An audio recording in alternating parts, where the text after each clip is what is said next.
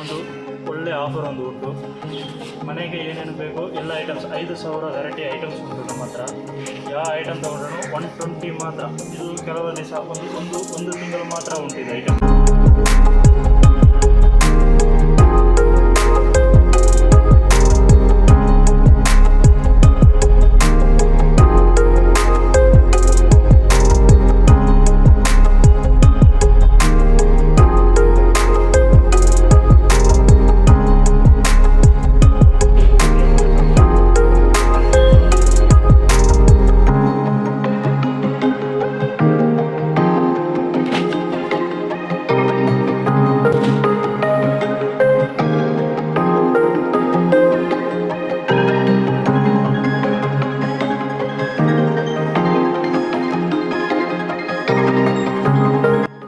ಅನುಗ್ರಹ ಸಭಾ ಮಂಟಪದಲ್ಲಿ ಇದೆ.